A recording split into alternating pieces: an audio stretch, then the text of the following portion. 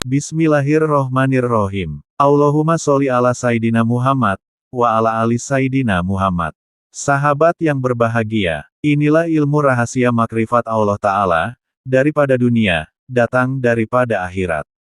Engkau itu sampai kepadaku, hai, hambaku yang aku cintai. Maha suci aku beserta engkau jikalau engkau berada di dalam aku. Maka lenyaplah engkau di dalam kosong. Ahmad itulah yang disebut diri yang gaib. Muhammad itulah yang disebut diri yang zahir.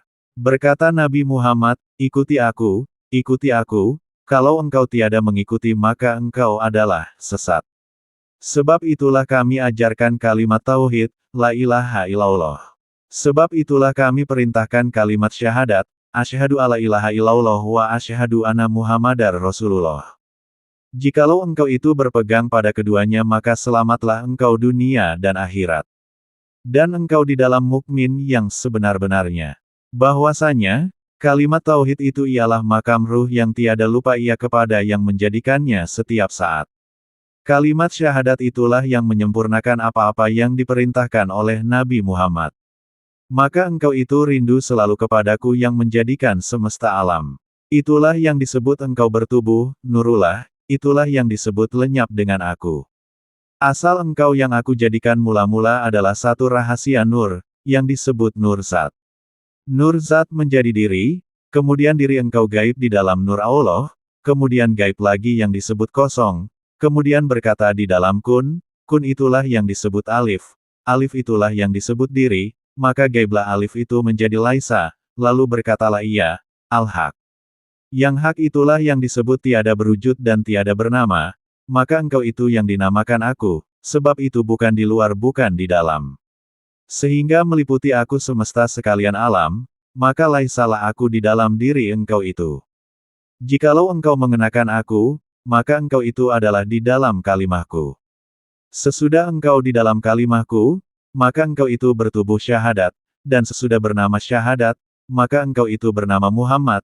Jikalau engkau sudah bernama Muhammad zahirnya, maka batinnya itu bernama Ahmad, lalu sesudah bernama Ahmad, maka engkau itu gaib, dengan maka akulah itu. Engkau dengarkan bunyi di dalam tubuhmu yang berbunyi, wujud zat, wujud itu berbunyi dan zat itu berbunyi Allah, oleh karena itu yang bunyi hanya kosong, maka kosong itu maknanya fana, hanya dirinya lah yang ada.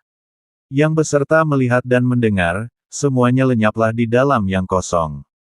Sahabat yang berbahagia, sedikit kita bahas mengenai kedua nama yang agung ini yaitu Ahmad dan Muhammad. Ahmad adalah nama ruh dari baginda Rasulullah Shallallahu Alaihi Wasallam. Sedangkan pancaran dari ruh Ahmad ialah nur yang terpancar yang disebut Muhammad atau Nur Muhammad. Dari nama Nur Muhammad itu ialah nama yang kelak disandang kepada Rasulullah sendiri sebagai Nabi dan Rasul penutup.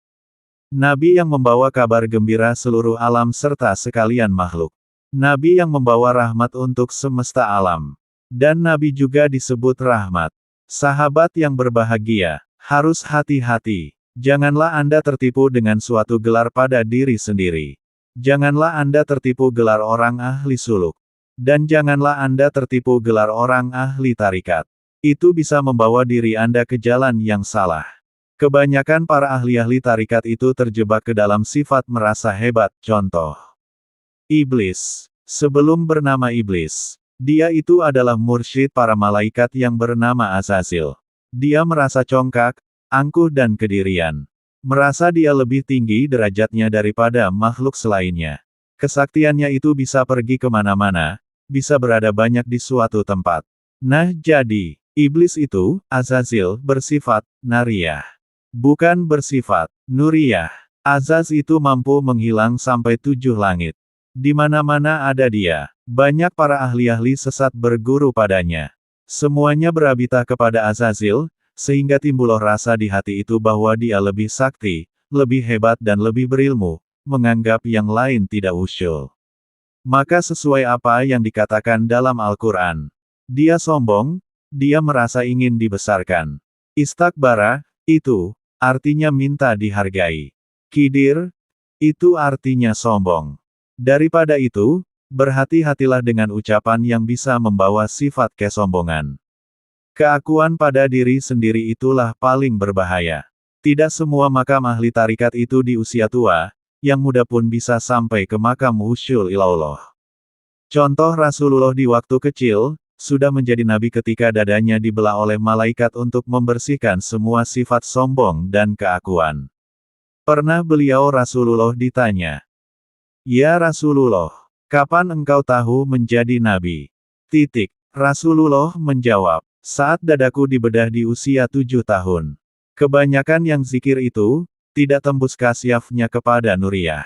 Karena di dalam dirinya itu memiliki sifat titipan nariyah. Sebab Azazil itu adalah percikan kegelapan atau bayang-bayang dari nur. Bila merasa dirinya sudah kasyaf, maka tidak akan sampai makam Nur Muhammad." Ingatlah kisah Nabi Adam ketika hendak menikah dengan Siti Hawa, tapi beliau usul dulu kepada siapa? Ayo jawab, yaitu, kepada Muhammad. Supaya Anda lebih mengetahui penguatan kisah ini sesuai dengan hadits Nur Muhammad yang kuat yaitu. Allah berkata kepada Adam, "Wahai Adam, kenapa engkau bersalawat kepada orang yang bernama Muhammad?" Ini waktu Nabi Adam bangun tidur, tiba-tiba ada di sampingnya wanita cantik bernama Siti Hawa. Lalu beliau hendak memegang Siti Hawa. Kemudian Allah melarangnya karena belum menikah. Lalu beliau mengangkat kepalanya ke atas langit dan terpandanglah di arasy Allah. Beliau melihat nama Nabi ada di samping nama Allah. Disitulah beliau husyul dan bersalawat kepada nama Nabi. Lalu Adam menjawab, "Wahai Rabbku, karena aku melihat namanya setelah namamu, maka saudaraku, tidak akan sampai husyul seseorang itu jika belum mengenal Rasulullah. Pintu menuju kepada hadirat Allah itu, mestilah husyul dulu kepada baginda Rasulullah. Ingat itu, maka dengan solawat saja kita bisa sampai pada Allah. Solawat bisa jadi sebagai husyul. Jika sudah sampai husyul ke Rasulullah, maka pintu pengenalan akan terbuka melalui Nur Muhammad. Rasulullah lah sebagai gerbang pembuka pintu nurnya untuk sampai kepada Allah."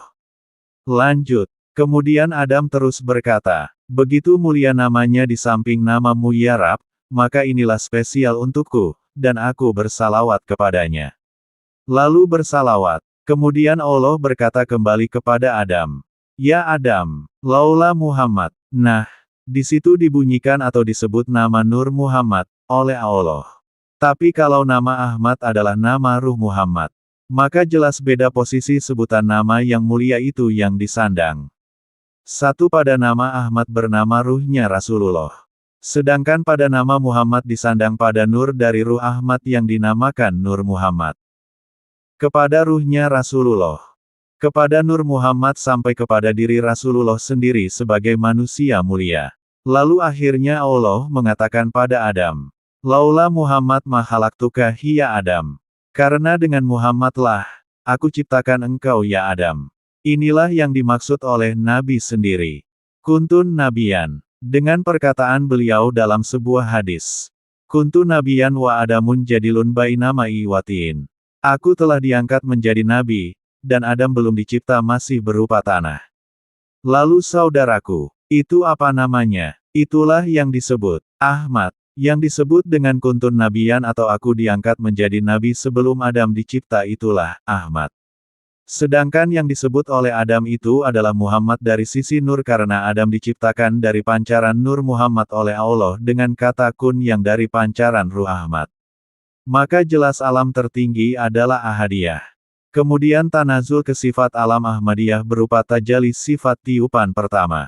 Semoga bermanfaat pelajaran singkat ini. Agar kita selalu bersalawat kepada Nabi Muhammad SAW agar wusyul kita ini sampai kepadanya untuk dapat berjumpa kepada Sang Maha Pencipta yakni Allah. Sahabat yang berbahagia, semoga kita, anak-anak kita, istri kita, kedua orang tua kita, dan saudara-saudara kita semua, selalu mendapatkan bimbingan hidayah dalam perjalanan menuju jalan Marifatullah, dan diberi keselamatan, kesehatan, limpahan rizki, dan kesuksesan di dunia dan di akhirat. Amin. Allahu alam bis shawab.